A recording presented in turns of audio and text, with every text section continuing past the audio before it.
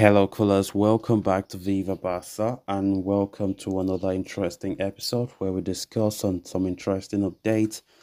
We start with this report claiming that Barca have lowered their wage bill by 161.7 million euros for the 2023-24 season.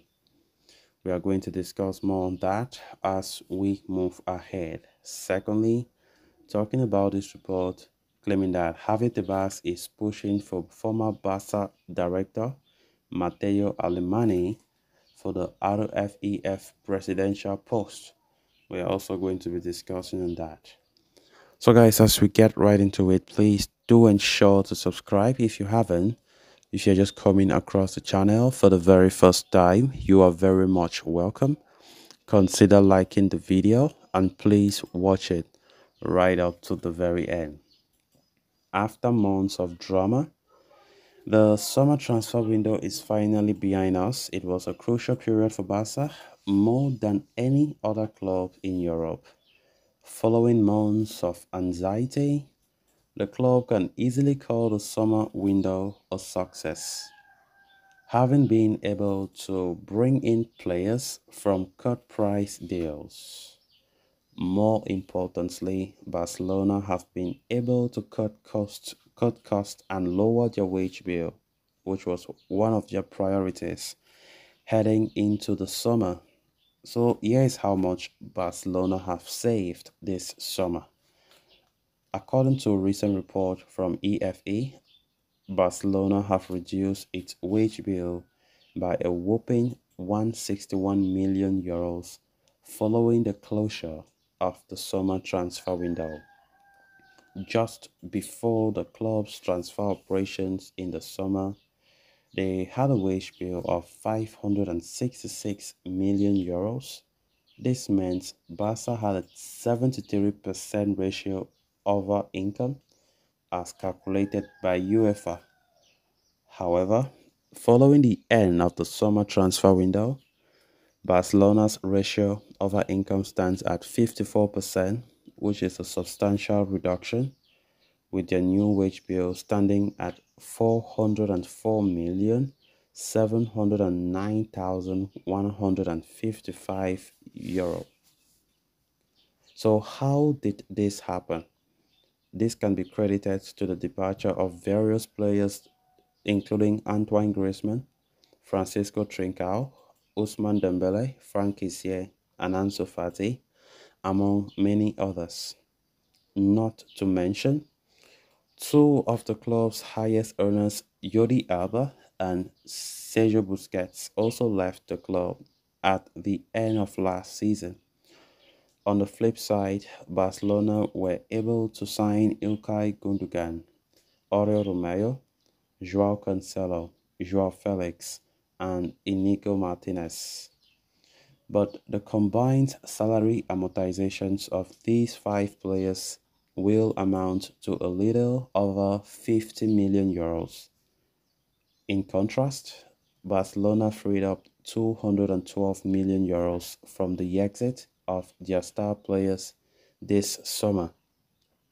The sale of Antoine Griezmann, Trincao, Nico, Dembele, Abde, and Kessié alone brought in over 80 million euros for Barca, whereas they spent only 3.4 million on new signings, thus highlighting an excellent summer transfer window for the club.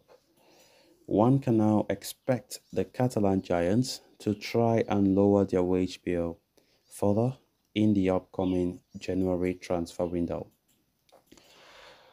Great job there by Laporta and his board, who have done, I think, exceptionally well to ensure that the summer window that just passed becomes a success, not just by the players we brought in, but at least balancing the books and complying with financial fair play quite easily.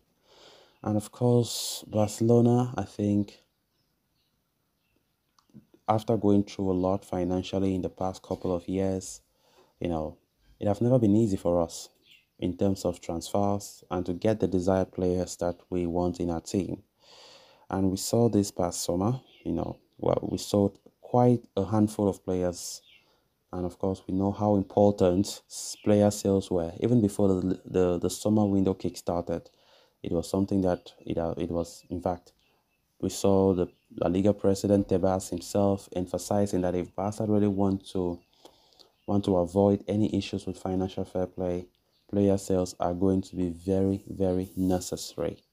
And that is exactly what we saw. I think the players that we wanted them out of the club, even if it's an on loan deal or permanent, I think Barca did just that. Even though majority of those players went out but for a loan, you know. So just for the fact that Barca have really, really reduced the overall salary mass by these amounts that we have read, it's something to say it's a success. It's a success because had it been we're still at risk to be falling short of the financial fair play, then it could have been something to be worried about. And I think Laporta so far have done a great job to ensure that things are being reduced in order to, to ensure that the club can still even bring in some players in January without facing issues of registration or without the fear of financial fair play issues. Then on to the final story of discussion. Luis Rubiales has been in the news for all the wrong reasons in recent weeks. His shameful act of kissing Spain women's player Jenny Hermoso during the trophy presentation after they won the FIFA Women's World Cup sent the world into a shock and sucked the energy out of La Roja's celebrations.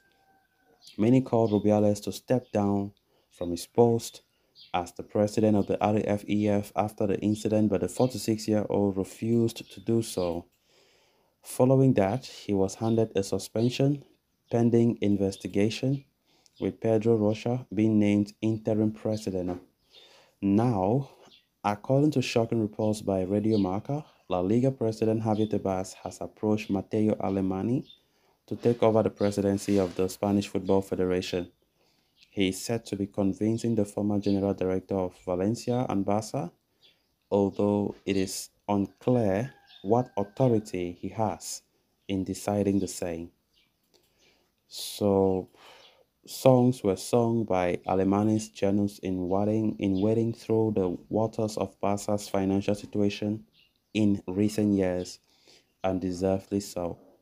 Up against the wall with little space to wriggle, the Spanish administrator took over charge of the club's transfers in March 2021 and oversaw numerous pay cuts, favorable renewals, and necessary departures to stabilize the ship. Moreover, he is the man behind Barca's recruitment of players including Lewandowski, Gundogan, Kessie, Cancelo, Felix, with tight budget. So guys, with that, we have come to an end of this episode. Thanks a lot for watching. Until next time, bye-bye.